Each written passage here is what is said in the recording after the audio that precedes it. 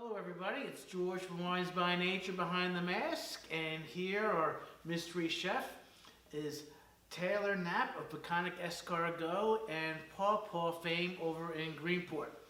So welcome Tyler. He's our this edition's Chef 6, where I invite a chef friend in to pick out 6 bottles of wine, where we discount it 15% as a package. I mean, you can trust me, you can trust Chris, but also we always like to say trust the chef. And since chefs are on the culinary front lines, I think it's a really good resource to get it directly from the chef's mouth. So, welcome. Thanks for having me. Happy to be here and happy to talk about wine. Yeah, you're a new resident of Wading River, and you're going to be a dad real soon, right? Both of those, yeah. We just moved in September, and there's a baby on the way, also in September. So, Awesome. Yeah. Awesome. Well, welcome to the neighborhood. Thanks. Happy to be here. Good to have you. So, tell me, why did escargot become something important to you that you had to be an escargot farmer here on the island? Yeah, well, the kind of the jump start for the snail farm, of course, was my background as a chef. And wanting to do something different, paired up with the realization that there was no such thing as a local or domestic escargot product, which meant that at the time, any snails consumed in this country were coming from Asia or Europe, either in a can or frozen. So by building a farm here in the U.S., we were able to provide U.S. consumers with a fresh, raw snail product that had kind of this, transparency around how it was being raised. If you have a can of snails sitting up on a shelf, you don't really know how they were treated, how they were raised, what they were fed, and people eating our escargot know all of those things. So that's really kind of where it all came about. That's escargot, when I go to those French restaurants and and I look around, they're always kind of on the fringe of my comfort level. You'll try one, we'll split an appetizer. Yep. So what I thought was really a great opportunity here is to have him go through wines that can pair with the escargot cuisine. Don't worry about taking notes about all this. The recipes that Taylor's going to go through are going to be found on the website. I'm going to have a link to all those recipes. So I did ask him to pick some wines with recipes in mind, because we're really trying to get that comfort level, right? Absolutely, yeah. I mean, that's kind of a big thing that we're constantly working on, and that we've been working on since day one, is getting people comfortable with eating escargot, eating snails. It is a new protein that we're kind of putting out onto the market. 10 or 15 years ago, there weren't nearly as many Americans eating oysters, and now it's just boomed. You have these craft oyster farmers all over the place. Yeah, there's like 6 or 7 just different types here on the North Fork. Tons of them here. Yeah. And there's a lot of people that 10 years ago they didn't want to look at an oyster, and now people love them. So we're hoping that snails kind of have the same trajectory. They're a very similar creature, and they're incredibly versatile. So yeah, I'm going to talk a little bit about today about how versatile they are, and the many different wines that you could pair with our recipes. For our audience, can you briefly describe the plain, natural texture of what you're going to expect?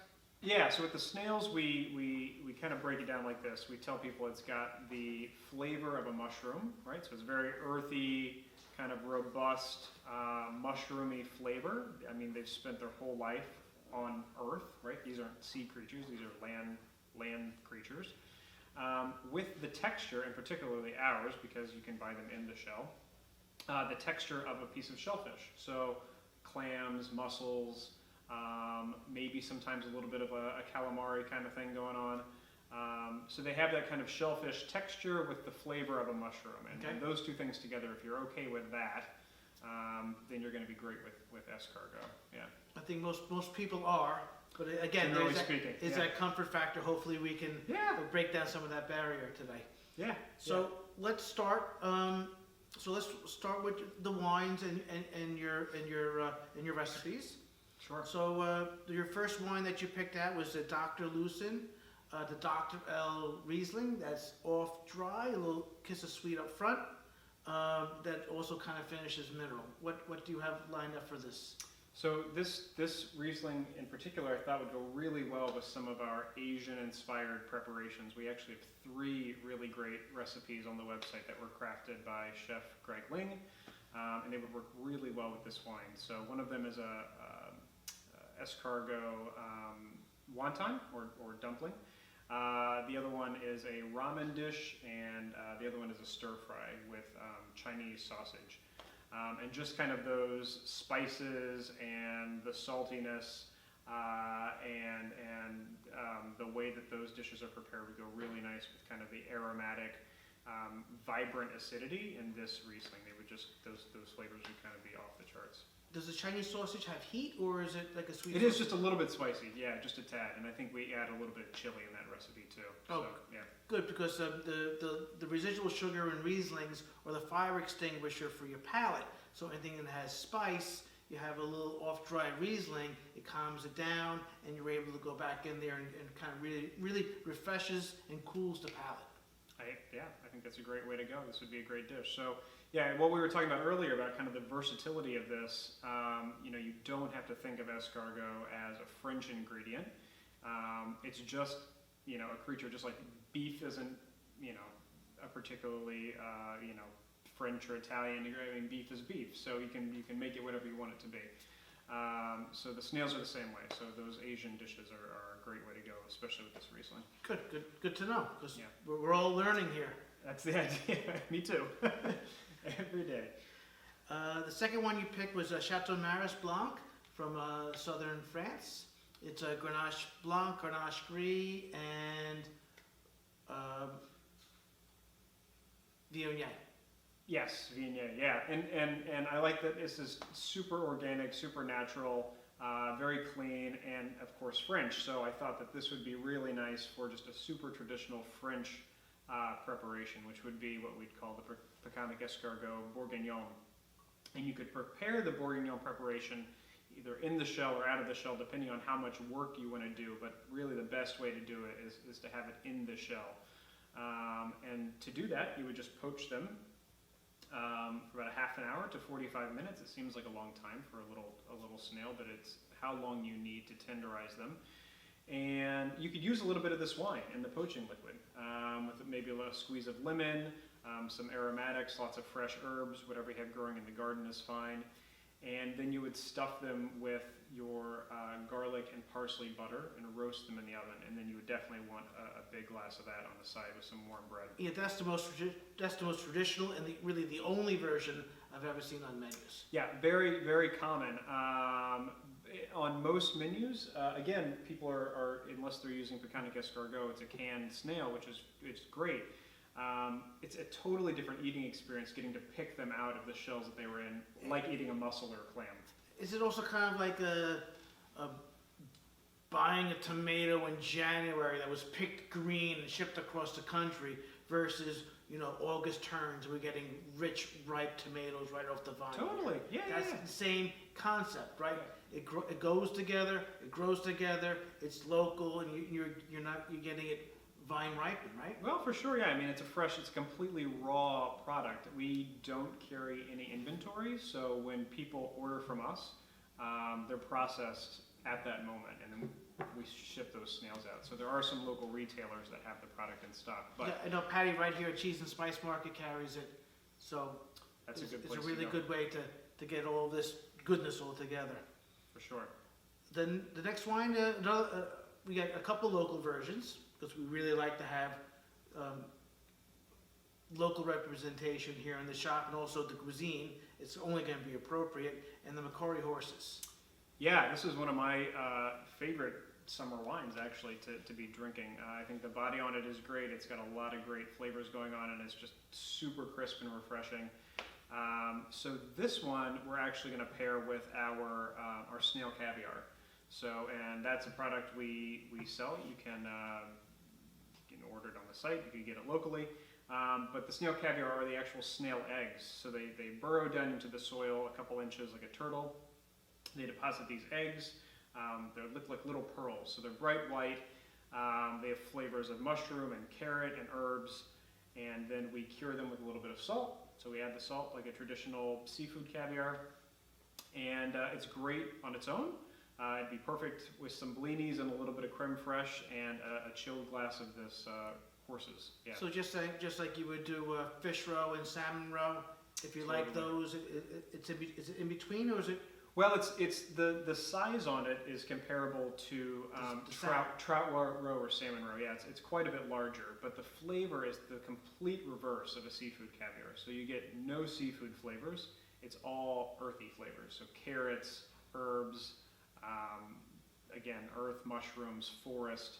Yeah, it's all those kind of earthy flavors, which would be fun because this is just such a fruity, bright wine. Yeah, and it has that little kind of yeasty textured character to kind of bring together. Yeah. I'm very intrigued about that. Yeah, yep, that'd be a fun pairing. So that's what I would do with the horses. Of course, it'd be great to have with the escargot too, but I think with the caviar it'd be a lot of fun. Yeah. Agreed. I'm looking forward to all of this. So the Cune Rosato of Tempranillo. Don't let the color fool you. It's still a dry, bright rosé. They tell me in Barcelona this is the drink of lunch in cafes. So the Spaniards like to have their rich Tempranillos, but during the heat of the day in the courtyards, you're drinking rosé. So how do you pair this? Yeah, and again, so this is kind of taking the a different cuisine's approach to it. If we took a Spanish snail dish, they'd call it caracoles, not snails or escargot, but the Spanish are huge snail eaters, and very much so the snails that we raise. So very Spanish dish would be to do this with a little bit of romesco. You'd poach them or you'd grill the snails if you're going to be outside all day. Grilling them is a great way to go. Like a low heat temperature? Low heat, yep. You could even get them into one of those little foil packets if you want, with a little bit of the wine and maybe some butter and herbs, just to make sure you're not really cooking the heck out of them. But yeah, low temp is the way you'd want to do it, and then you could finish it with a pre-made sauce or something you'd make right there on the spot of roasted tomatoes, peppers, a little bit of almond. You could do a little bit of heat if you wanted to add some chili to it. But I think with this Spanish Tempranillo, it'd be really good. Could you do this as a spritzer almost? If you wanted to add like a splash of this, or yes, something that's always fine. Again, it looks dark in color, but that kind of lends itself to the red wine drinking mentality in Spain. But it is lighter, more aromatic. So yeah, rosé spritzers it would fit. Very trendy and delicious. Yeah, but I mean, when I was a sales rep, a lot of wine shops didn't like dark colored rosés because people they thought people didn't like them. Yeah. Here, if you look on our shelves, half of our rosés would qualify as dark rosés that would never be able to sell in the Hamptons because they just want the pink. Right. It's kind of boring. Bougie stuff. No, this is the full-bodied stuff like this. This is going to be perfect for kind of a richer Spanish style preparation. I mean, those two things go perfect together, so I think that makes sense. Cool. And now we bring the McCall's Pinot Noir. McCall's kind of Long Island famous for their stylistic representation of a Burgundy style Pinot Noir. So I would say the earthiness. I think that's where you're gonna go next. Something like that, yeah. Well, what's interesting is that McCall is right next to Peconic Escargot, or I should say, we're right next to McCall because they have been there for quite a bit longer than we have. But their cows, their cattle, their Charolais cattle are right there, and we often joke that we have some of the biggest land animals next to some of the smallest land animals. So sometimes the North Fork food truck will be there serving up burgers, and we've got the snails over here. It's all very picturesque in its own interesting way. But this Pinot Noir, I've made this dish several times with their Pinot Noir, and we've got this on the website, is a dish called Babalucci, and it's an Italian, Sicilian dish actually. McCall does not, they're a local wine, but the Pinot Noir is perfect for this. So you stew the snails down with crushed tomato, some red wine. This Pinot Noir is perfect, and garlic, onion, a little bit of. I use just a bit of chili, and then you finish it with basil, and you eat it with toothpicks. So you're picking the snails out with toothpicks, and you have some warm, crusty bread, and you're kind of mopping up, the tomato sauce and the red wine, and it's all very rich and delicious. Totally like a stick-to-your-ribs kind of dish, perfect for wintertime. Maybe a little too hearty for the summer, but once the cold weather comes, which I'm sure it's right around the corner, this will be a great one to have with that. Yeah. Awesome.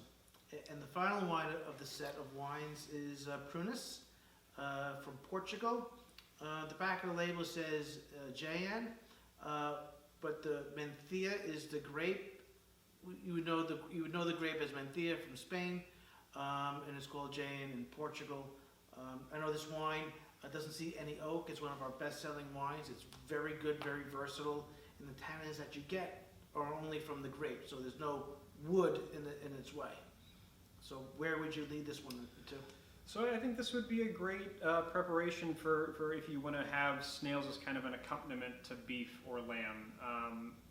Interestingly, the snails have this almost, a lamb kind of somehow, it has that herbaceous, minty flavor sometimes all on its own without having anything else on it. The snails kind of do that too. They're very herbaceous, almost have like a little tinge of mint.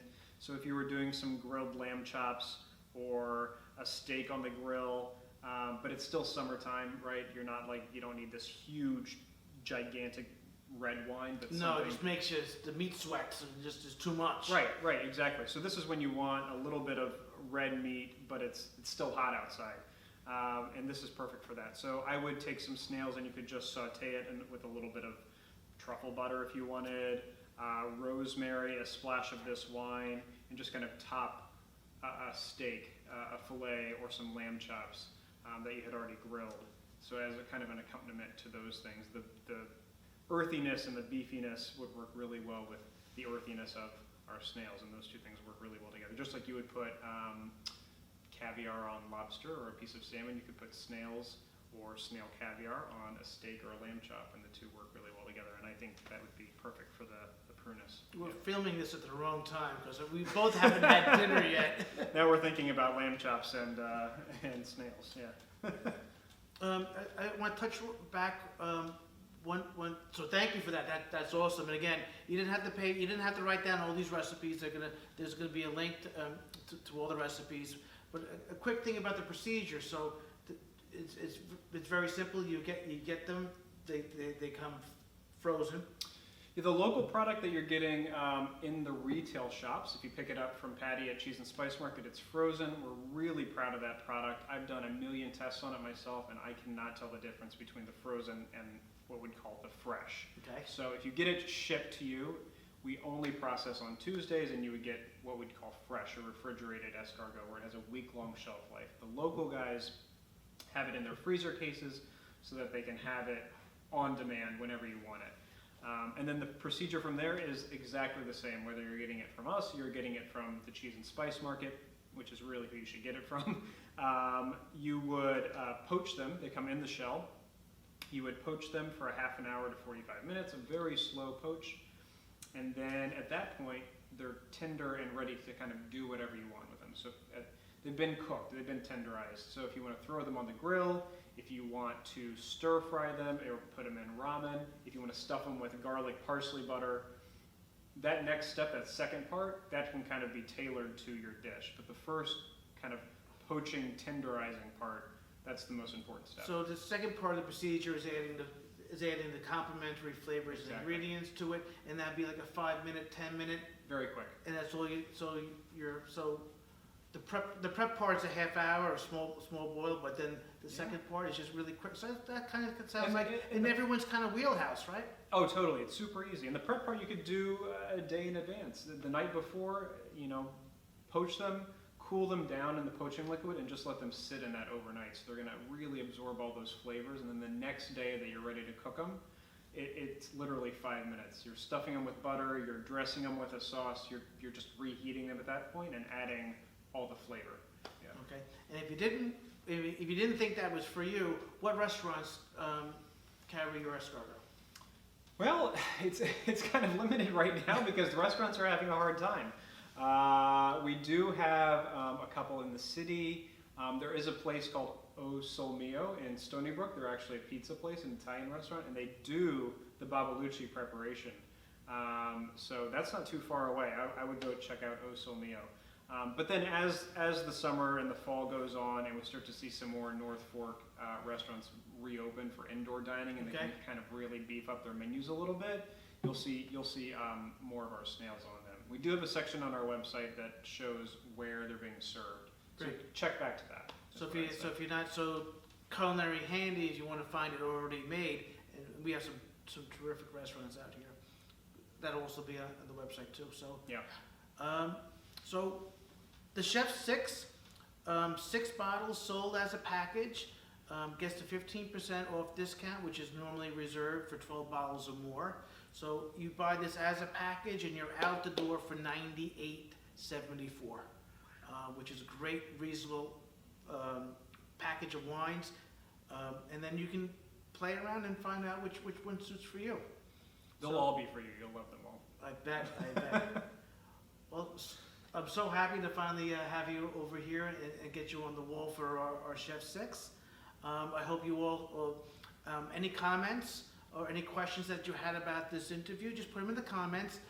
Taylor and I will be monitoring that as it's posted. Visit both our websites for more information on the recipes. And stop by here, Wines by Nature. Pick up the package of wines. Go next door to see Patty, pick up a package, and have at it. That's the way to do it. Just dive right in. And yeah, we've got some great recipes to help you out along the way, but you can really kind of tailor them to, no pun intended, to make them, to whatever you want them to be. So if you're French, go French. Italian, go Italian. Asian, go. Do what you want to do with them.